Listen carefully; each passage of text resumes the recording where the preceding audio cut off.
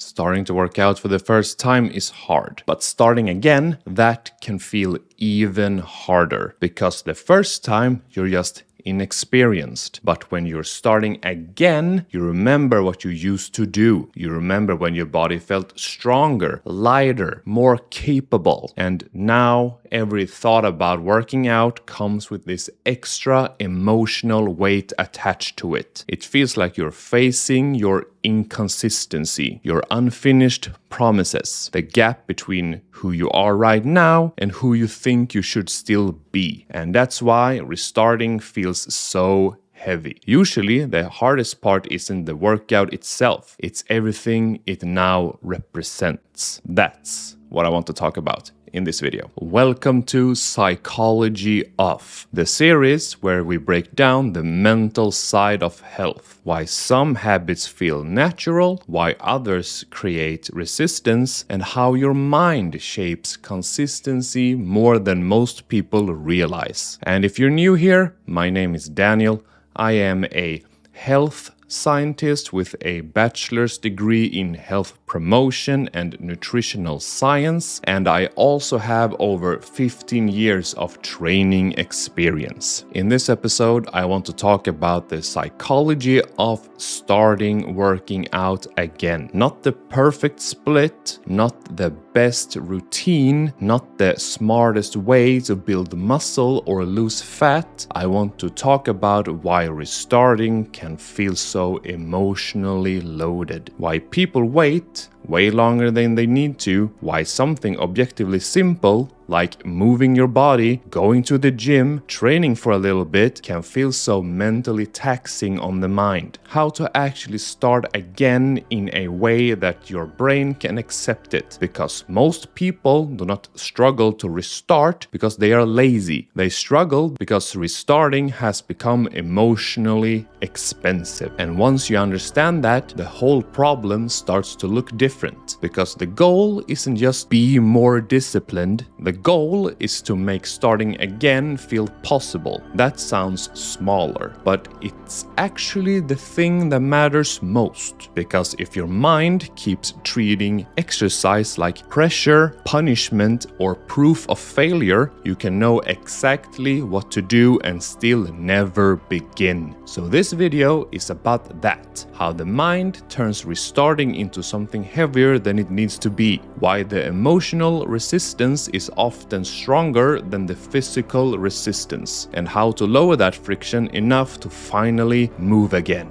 There is a moment a lot of people know. You say to yourself, I need to start working out again, and you mean it, but something feels off. Maybe it's your energy, your confidence, your mood. Maybe it's just the feeling that you are drifting too far from a version of yourself that felt better. And for a second, it feels clear. You know what you need. But then, almost immediately, the brain steps in. Not with a simple tell of don't do it. That would be too obvious. It says something more convincing. It says do it properly. And that right there is where so many people get stuck. Because properly sounds responsible. But most of the time, what it really means is not yet. Not yet until Monday. Not yet until work calms down. Not yet until you have more energy. Not yet until you have figured out the perfect plan. Not yet until you can do it seriously. And suddenly, restarting becomes less about moving your body and more about waiting for the perfect emotional condition to appear, which they usually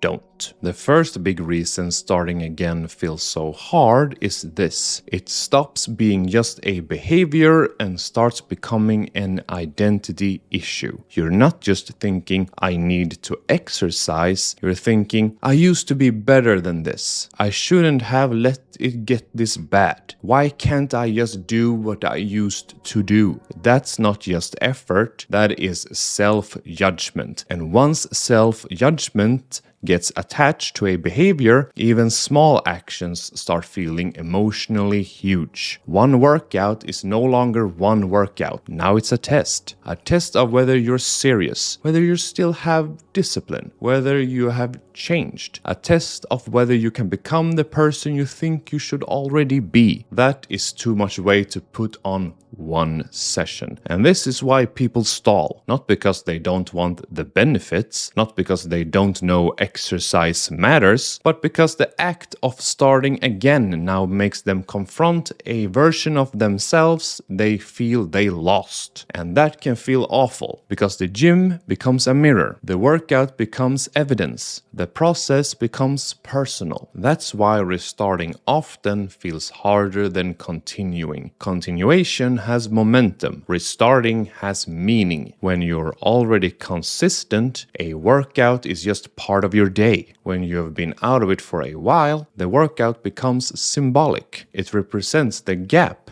the lost progress, the unfinished chapter, the body you miss, the routine you haven't been able to hold on to. The symbolic things feel heavier than practical things. That's why some people can handle hard workouts physically but still avoid starting again mentally. Because the problem is not always the workout itself, the problem is what the workout now means. And this is where a lot of people get trapped in perfectionism without realizing it. They don't just want to start, they want to restart in a way that feels redeeming. They want the comeback, the fresh plan, the perfect routine, the return of motivation, the dramatic shift where everything finally clicks and they never fall off again.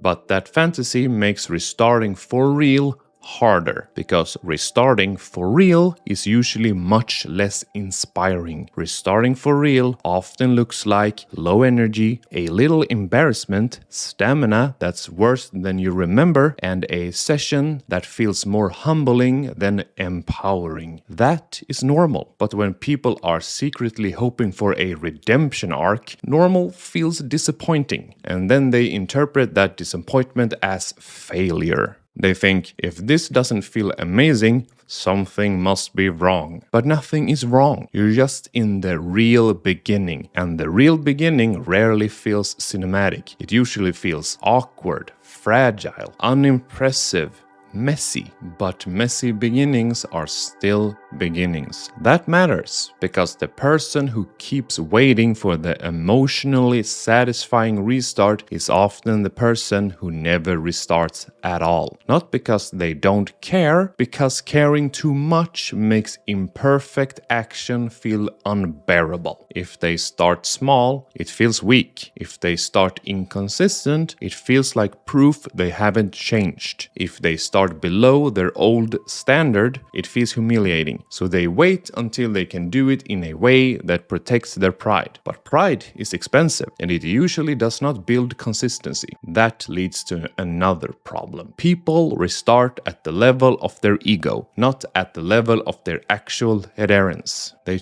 choose the version that matches who they used to be, not who they are right now. They choose too many days, too much intensity, too much pressure, and too much meaning. And then, when they can't hold it, they think the problem is them. But very often, the problem is that the plan failed the psychology, not the other way around. Because restarting isn't about proving what you're capable of at your peak. It's about building something your current mind and life can actually tolerate. And that requires honesty, not fantasy. Honesty about your energy, your schedule, about what kind of workouts you avoid, about how much emotional friction is attached to training right now. Honesty about how easily guilt can turn this whole thing into something heavy. That honesty is not weakness. That honesty is the start of building something that can last. The second big reason restarting feels hard is that the psychological cost becomes much higher than the physical cost. And this is where perceived effort matters. Not just actual effort, perceived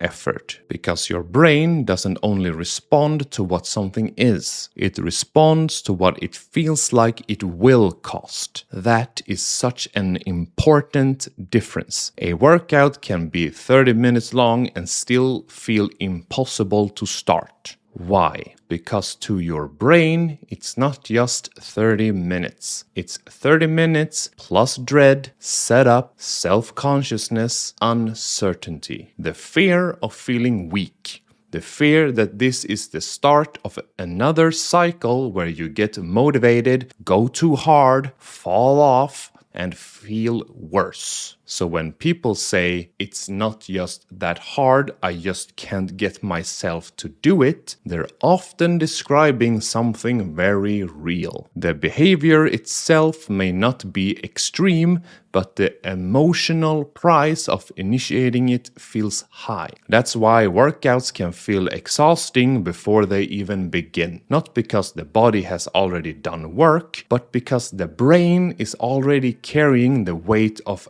anticipation. And anticipation can be draining, especially if your past relationship with exercise was full of pressure. If training used to be built around guilt or trying to fix your body or constantly feeling behind, then your brain may not remember exercise as support. It may remember it as conflict. And that changes everything, because now restarting doesn't feel like returning to something good. It feels like returning to something that made you feel judged, even if that judgment came mostly from you. So of course there is resistance. Of course your mind tries to delay. Of course it suddenly becomes very interested in research, planning, optimization, and waiting for a better timing. A lot of procrastination around exercise is not random. It's protective. It's the brain trying to avoid an experience it expects will be emotionally unpleasant. And the problem is people often respond to that by becoming even harsher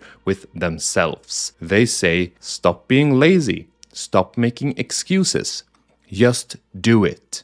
Be disciplined. Now discipline matters. But if the emotional threat level is too high, discipline never really gets a chance. Because the person isn't simply avoiding effort, they're avoiding shame. They are avoiding comparison. They are avoiding disappointment. That's why knowledge alone doesn't solve this problem. A lot of people already know how to train. They know what exercises to do, what kind of split works, the health benefits. They know they will probably feel better afterwards. And yet they still don't begin. Why? Because knowing is not the issue. The behavior has become emotionally loaded, and loaded behaviors are hard to start. That is also why people often overestimate how much motivation they need. They think, once I feel motivated enough, I will restart.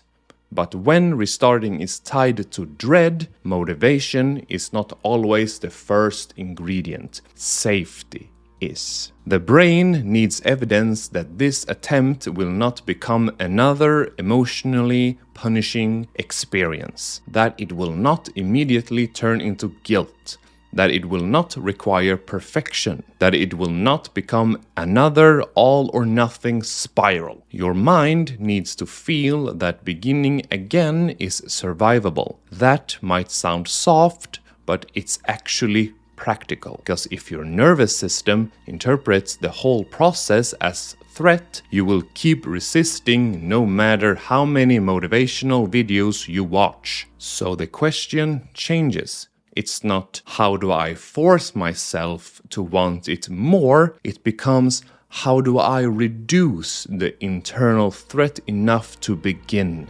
That's the better question. And it leads to much better solutions. So what do you actually do with all of this? You reduce friction, not in a fake motivational way, in a real, practical, behavioral way. You stop building the restart around intensity and you start building it around repeatability. That is one of the biggest mindset shifts here. Your first week back is not supposed to prove your future. It's supposed to reduce your resistance. That's it.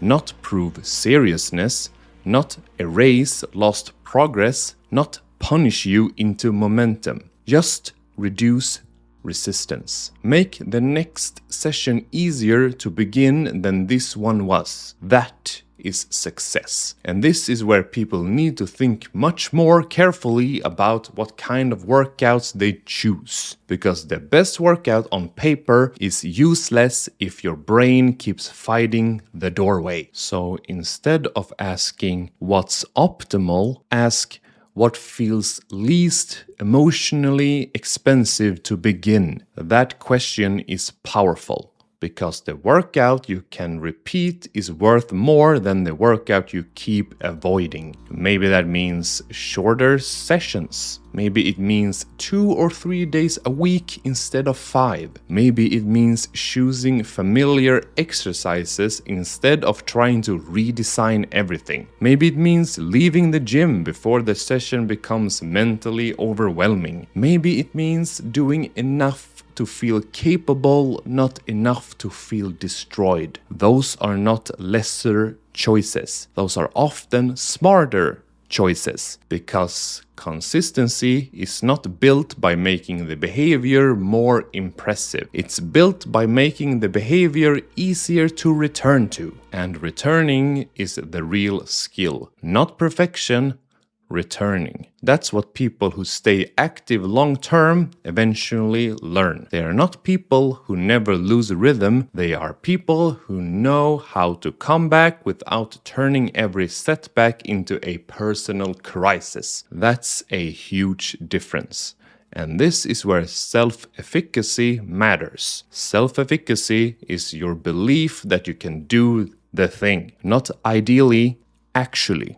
And the fastest way to rebuild that belief is not through one heroic week, it's through clean wins. A clean win is a workout that counts without creating chaos. You showed up, you did enough. You finished feeling more capable, not more defeated. And the session made the next one feel possible. That is what you want. Not drama, not a comeback montage, not 1 week so intense that it emotionally burns you back out. You want clean wins. Because clean wins rebuild trust. And trust matters more than hype. Hype gets people started. Trust keeps them going. This is why boring can actually help. A lot of people think they need novelty to stay motivated. But when you're restarting, novelty can increase friction. More decisions, more uncertainty, more things to evaluate, more room to hesitate. If you know what days you go, what exercises you will do, how long the session lasts, and what enough looks like, the behavior becomes less emotionally dramatic. And that is exactly what you want. You want the workout to stop feeling like an event. You want it to become normal again, because normal things are easier to repeat than symbolic things. This is also where people need to let go of the idea that starting small is pathetic. It isn't. Starting small is often the only reason someone keeps going long enough to make progress. The person who does 2 manageable sessions every week for months is building something real. When you're starting again, stability is the goal. A lot of people make restarting harder because they are secretly trying to get back to an old version of themselves. The old routine, the old motivation, the old capacity, the old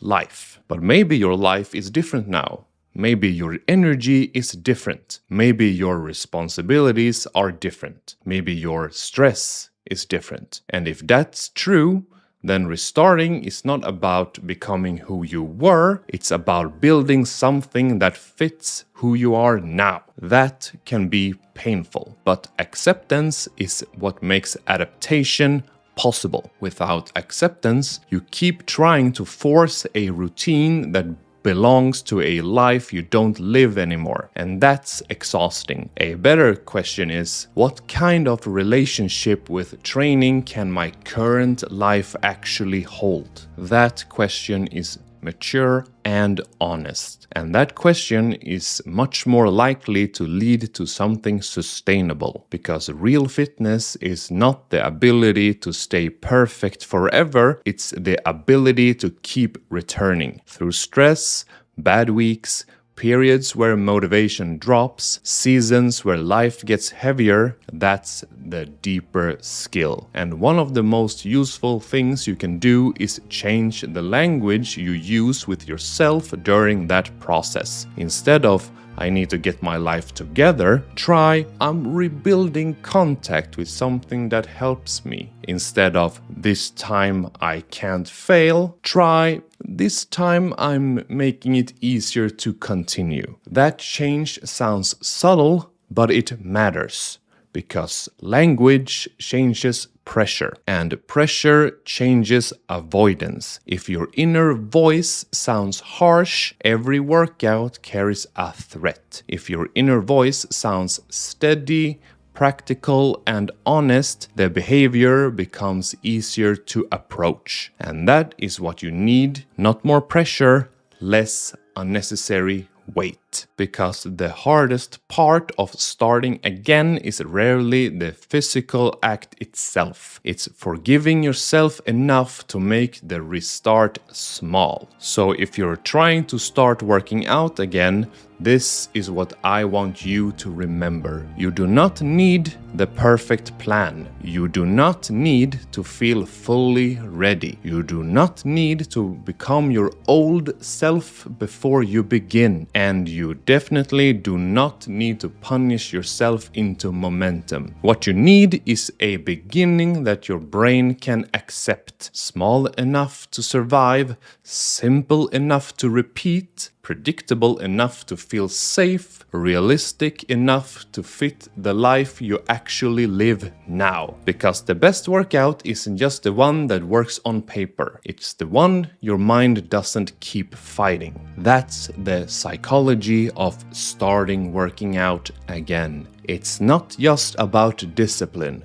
it's about emotional friction, perceived effort, self-judgment, identity, pressure, and learning how to make movement feel like support again instead of conflict. Because once exercise stops feeling like a verdict, like punishment, like proof that you failed, it gets much easier to return to. And that's really the goal. Not perfection, not a dramatic comeback, just a relationship with training that you can come back to again and again. Because the people who stay with this long term are usually not the ones who never fall off. So if you're in that place right now, if you've been saying you need to start again, if even thinking about working out feels heavier than it should, maybe the answer isn't to demand more from yourself. Maybe the answer is to make the beginning lighter, because sometimes the strongest thing you can do is not to go harder, it's to make starting possible. If this video helped you see the mental side of starting working out again a little more clearly, make sure to like the video, subscribe for more psychology of episodes, and comment below with what you want me to cover next. Thanks for watching, and I'll see you in the next one. Take care.